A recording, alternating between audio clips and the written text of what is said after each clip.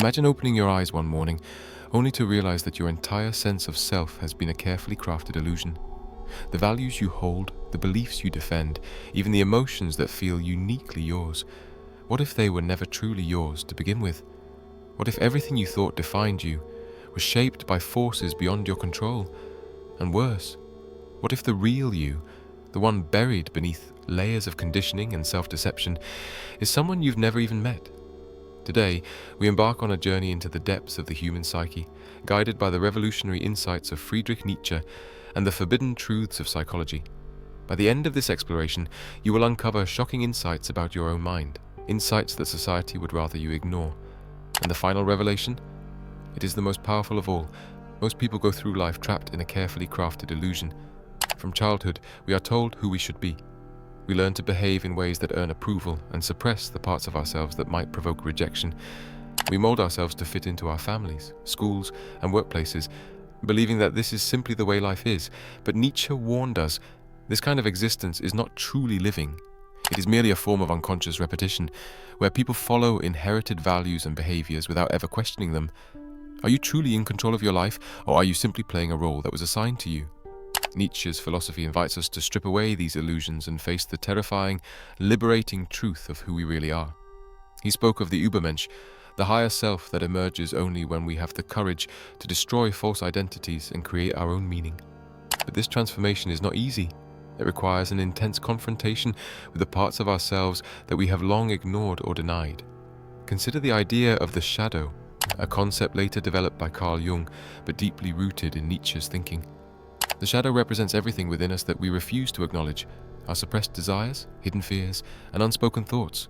These are the parts of ourselves that we deem unacceptable, that we lock away in the unconscious so that we can function in society. But here's the dangerous part. Ignoring the shadow does not make it disappear. It only makes it stronger. Have you ever found yourself saying or doing something completely out of character, something that even shocks you? Have you ever lashed out in anger, felt an irrational impulse, or been drawn to something you know is destructive? That is your shadow revealing itself. It is the part of you that refuses to be ignored, the part that will erupt in unexpected ways if you do not acknowledge and integrate it. Nietzsche understood this long before modern psychology. He warned that those who refuse to confront their own darkness are doomed to be controlled by it. The person who denies their inner chaos will eventually become its victim. Think about the people who try to be excessively good, those who suppress their own desires, avoid conflict, and always seek approval. They are the ones who at some point explode with rage or fall into deep despair. The more we suppress our darker nature, the more it festers beneath the surface, waiting for the moment to break free. Society tells us to reject our inner chaos. We are taught to be polite, to conform, to suppress our aggression, ambition, and primal instincts. But Nietzsche argued that these instincts are not inherently evil. In fact, they are part of what makes us powerful. The danger is not in their existence, but in our refusal to acknowledge them. When we deny our true nature, we create a split within ourselves. We present one version of ourselves to the world, while secretly battling another version within. This internal conflict drains us, leading to anxiety, dissatisfaction, and even self-destruction. So what is the way forward? Nietzsche's answer was radical self-awareness. To become who we truly are, we must be willing to look into the abyss of our own minds without fear. We must be willing to question everything we have been taught about right and wrong, success and failure, ourselves and the world. But be warned, this path is not for the weak. It demands courage, the kind of courage that few possess. Those who walk this path will experience discomfort, uncertainty, and even moments of existential crisis. But those who endure will emerge transformed. As we continue this journey, we will uncover 3 powerful principles that will forever change the way you see yourself. The last one is the most shocking of all, and once you grasp it, you will never see the world the same way again. Most people believe that they should be at peace with themselves, that inner harmony is the ultimate goal, but Nietzsche saw things differently. He understood that within every human being there is a battle, a struggle between what we are and what we have been conditioned to be. Think about it. How many times have you felt pulled in 2 directions? One part of you wants to break free, to explore, to take risks, but another part clings to comfort, to routine, to the safety of the familiar. This inner conflict is not a sign of weakness, It is a sign of life. It is the tension between who you have been and who you have the potential to become. Nietzsche believed that great individuals are not those who eliminate this conflict, but those who embrace it, who channel it into growth rather than allowing it to paralyze them. He wrote, "You must have chaos within you to give birth to a dancing star." The person who seeks complete inner peace is often the person who is running from themselves, trying to silence the very forces that could lead to their transformation. So the first step is not to seek harmony, but to accept the war within, to understand that the self is not a single, fixed identity, but a battlefield of competing desires, fears, and instincts. Your task is not to suppress this battle, but to direct it, to use it as fuel for your evolution. Most people fear change because it requires destruction. They cling to outdated identities, toxic relationships, or unfulfilling careers, not because these things bring them joy, but because they are afraid of what will happen if they let go. They mistake comfort for happiness, security for meaning. But Nietzsche was clear. To become something greater, you must be willing to destroy who you were. You must be willing to shatter the self-image that has been handed to you, to tear down the illusions that have kept you trapped. This is why he spoke of the Übermensch, not as a final form, but as a process of constant becoming, of endless self-overcoming. Imagine a sculptor faced with a block of marble. If he fears destruction, he will never create anything. But if he has the courage to chip away, to break and reshape, he can reveal something magnificent. Your identity is that block of marble, and the question is, are you willing to destroy parts of yourself to reveal what lies beneath? This is where the pain comes in, because destruction is painful. Letting go of who you used to be means stepping into uncertainty. It means embracing the unknown, facing the fact that you do not yet fully understand who you are or who you are becoming. And this is where most people stop. They feel the fear, the discomfort, the loss, and they retreat. They return to old habits, old beliefs, old patterns, because even an unsatisfying life can feel safer than an uncertain one. But those who push forward, those who dare to keep going, experience something remarkable: transformation. This brings us to the third and most dangerous principle of all, the principle that, once understood, will change everything. This is the principle that society does not want you to know, because it threatens everything that keeps people obedient and predictable. The third principle is this: you are not a fixed being. You are a creator of meaning.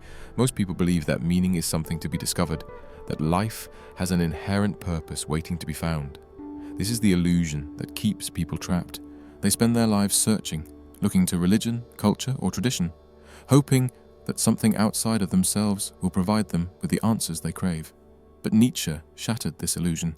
He declared, God is dead, not as a simple rejection of religion, but as a statement that the old sources of meaning, the external systems that once guided humanity, no longer hold the same power.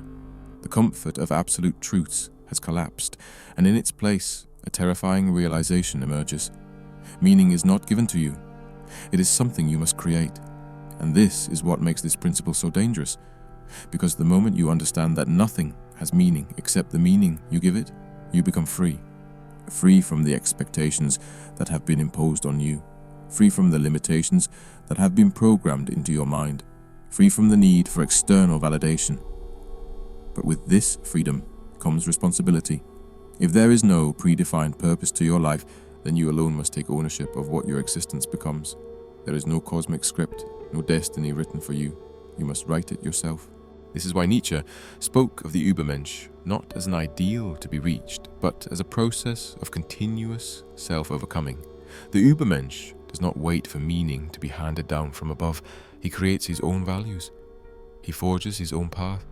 He is not controlled by guilt, by fear, or by the opinions of others. He is driven by his own will, his own power, his own vision of what life should be.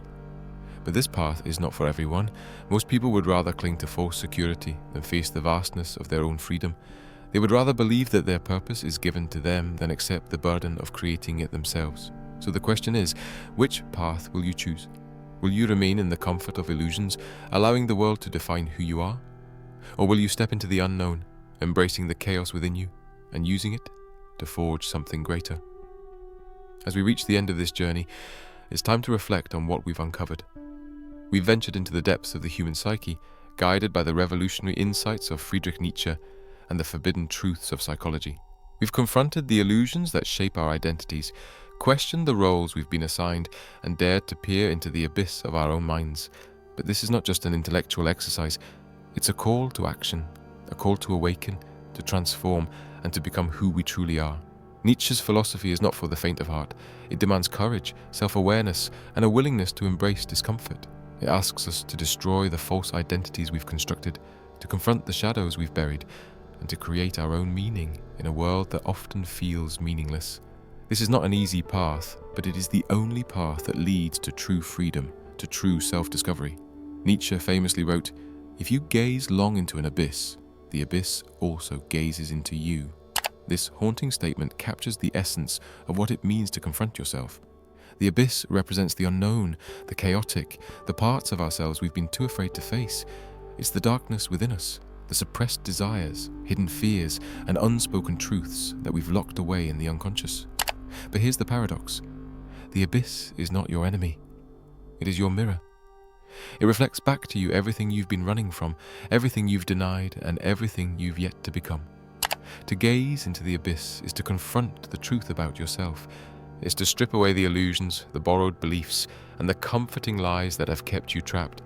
It's to stand naked before your own consciousness, vulnerable and exposed, yet infinitely powerful, because once you face the abyss, you realize that you are not defined by your past, your circumstances, or the expectations of others. You are the creator of your own reality. You are the author of your own story. But this realization comes with a price.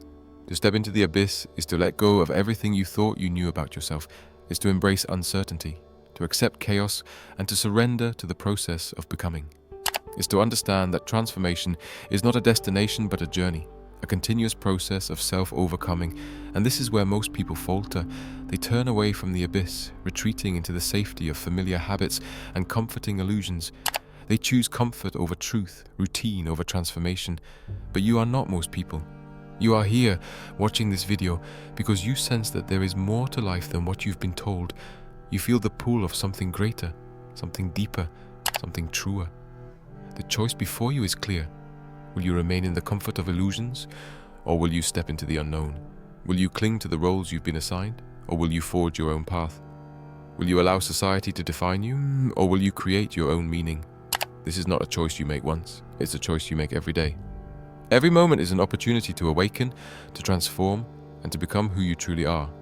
Nietzsche's concept of the Übermensch, the higher self, is not a fixed ideal but a process of continuous self-overcoming. It's the courage to destroy who you were in order to become who you are meant to be. It's the willingness to embrace chaos, to channel your inner conflict into growth, and to create your own values in a world that often feels devoid of meaning. The Übermensch does not wait for meaning to be handed down from above. He creates it. He does not follow the herd. He forges his own path. He does not fear the abyss. He stares into it, unflinching, and allows it to shape him. If this journey has resonated with you, if it has sparked something within you, a desire to awaken, to transform, to become who you truly are, then don't let this moment pass. The world needs more people who are willing to step into the abyss, to confront their shadows, and to create their own meaning. The world needs more Übermenschen, more individuals who are willing to break free from the herd mentality and forge their own path. But you don't have to do this alone. If you found value in this video, if it has challenged you, inspired you, or made you think, then share it with others. Like, subscribe, and leave a comment below. Let's create a community of individuals who are committed to self-discovery, growth, and transformation. Let's support each other on this journey, because the path of the Übermensch is not an easy one, but it is infinitely rewarding. And if you're ready to take the next step, if you're ready to confront the abyss and embrace the chaos within you, then start today.